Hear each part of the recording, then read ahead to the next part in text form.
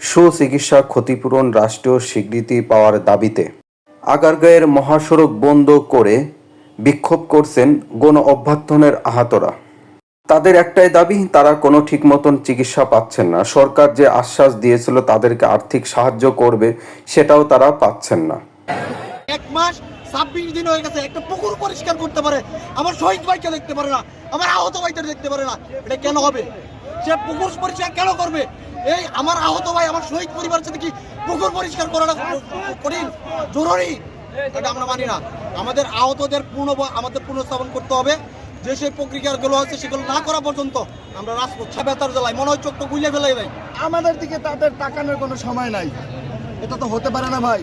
আপনারা যারা সাংবাদিকতা করছেন, আপনাদের কারো হাত যায় না, পা যায় না, অনেকেরই গেছে, কিন্তু এখানে যারা আছেন তার হাত পা না গেছে সে তো বুঝবেন আমাদের কষ্ট। অনেকের ঘুম হচ্ছে না, আজকে 6-7 মাস কর্ম নাই, কাজ নাই। আমার গত 18 জুলাই উত্তর আজমপুরে গুলি লাগে ডান চোখে। দীর্ঘ 6 মাস আমি এখন কোনো সঠিক সুচিকিৎসা পাচ্ছি না। সিঙ্গাপুর থেকে কোন ভুয়া ডাক্তার নিয়ে এসছে 5 সদস্যের, তারা চোখ দেখে কয় গুড। গুড মানে কি? তার মানে আমার চোখ ভালো। তা আমি তো চোখে কিছু দেখি না।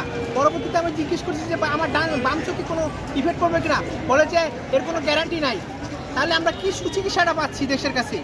আমাদের দাবি, আমাদের এই 22,000 আহত ভাইদের সুচিকিৎসার আজকে সুচিকিৎসার যে কি করা লাগবে সেগুলো আমাদের লিখিতভাবে দিয়ে যেতে হবে।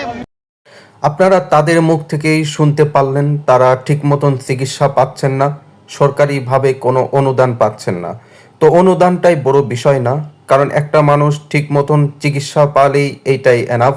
তো তারা নিজের মুখে বলতেছে তারা ঠিক মতন কোনো চিকিৎসা পাচ্ছেন না। একটা কথা মনে রাখবেন, কারণ গ্যাঞ্জাম বা যে কোনো জিনিস হলে নেতাদের কিন্তু কোনো ক্ষয়ক্ষতি হয় না, ক্ষয়ক্ষতি যা হয় সব জনগণের। তো এটাই সত্যি হলো, এটাই আপনারা নিজের চোখেই দেখতে পারলেন। তো দেখতেই পারতেছেন দুই পাশের রাস্তা বন্ধ থাকায় অনেক যানজট দেখা দিয়েছে, যান চলাচল বন্ধ রয়েছে।